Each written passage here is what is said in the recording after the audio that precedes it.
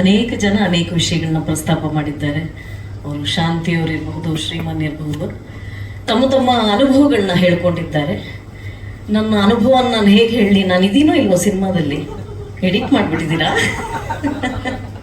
ತೋರ್ಸಲ್ಲ ಅಂತೇನು ಪಾಠ ಮಾಡ್ತಾರೆ, ನೋಡೋಣ ಅದೇನಿದೆ ಅಂತ. ಹಾಗಾಗಿ ಚಿತ್ರದ ಬಗ್ಗೆ ನಾನು ಮಾತಾಡೋಕ್ಕಾಗಲ್ಲ, ಅಥವಾ ಕತೆ ಬಗ್ಗೆ ಮಾತಾಡೋಕ್ಕಾಗಲ್ಲ. ಖಂಡಿತ ಅನುಭವದ ಬಗ್ಗೆ ಮಾತಾಡ್ಬೋದು. ಇಲ್ಲಿ ಕೂತಿರೋ ಯಾರ ಜೊತೆನೂ ನಾನು ಕೆಲಸ ಮಾಡಿಲ್ಲ ಈ ಸಿನಿಮಾದಲ್ಲಿ. ನನ್ನ ಅತ್ಯಂತ ಪ್ರೀತಿಯ ಸ್ನೇಹಿತೆ ಆದ ಶ್ರುತಿ ಅವರಿರಬಹುದು, ದೇವರಾಜ್ ಅವರಿರಬಹುದು, ಅಥವಾ ಶೈನ್ ಮತ್ತೆ ಅಂಕಿತಾ, ಶ್ರೀಮನ್ ಅವರು ಬಹಳ ಹಳೇ ಪರಿಚಯ. ಅವರು ನನಗೆ ಒಂದು 20 ವರ್ಷ ಅಲ್ಲ ಶ್ರೀಮನ್? 20 ವರ್ಷದ ಮೇಲೆ, 25 ವರ್ಷ ಇರ್ಬೋದಾ ಅಂತ.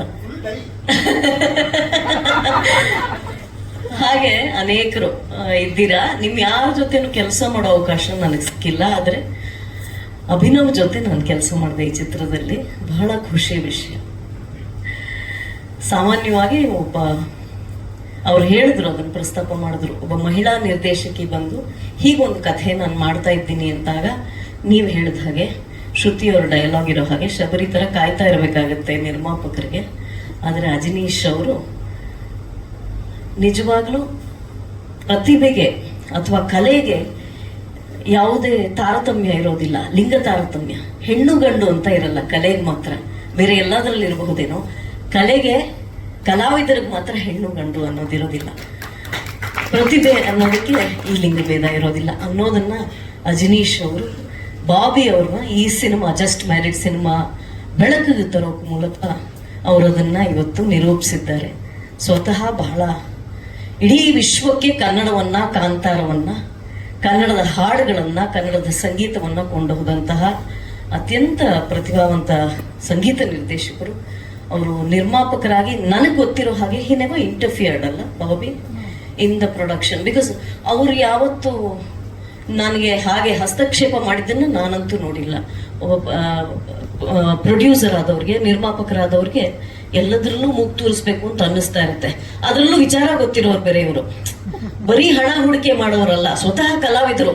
ಸೊ ಇಲ್ಲೇನೋ ಮೂಗು ತೋರ್ಸೋಣ ಅಂತ ಅವ್ರಿಗೆ ಅನ್ಸಿರ್ಬಹುದೇನೋ, ಆದ್ರೆ ಆ ತರದ ಹಸ್ತಕ್ಷೇಪ ನಾನಂತೂ ನೋಡಿಲ್ಲ ಅವ್ರು ಮಾಡಿದ್ದನ್ನ.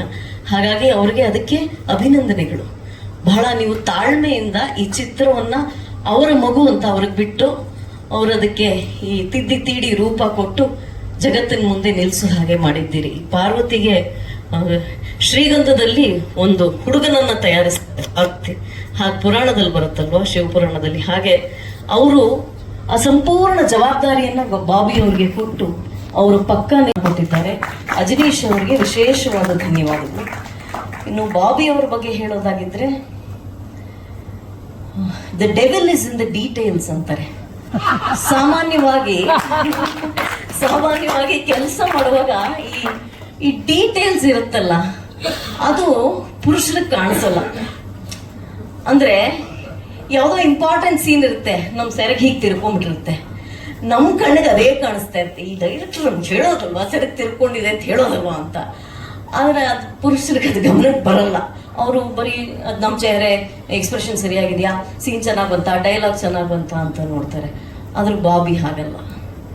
ಆ ಒಂದು ದೃಶ್ಯದ ಸೌಂದರ್ಯವನ್ನ ಎಲ್ಲೂ ಕೆಡೋಕೆ ಅಥವಾ ಕೆಡಿಸೋಕೆ ಅವಕಾಶ ಮಾಡಿಕೊಡ್ಲಿಲ್ಲ.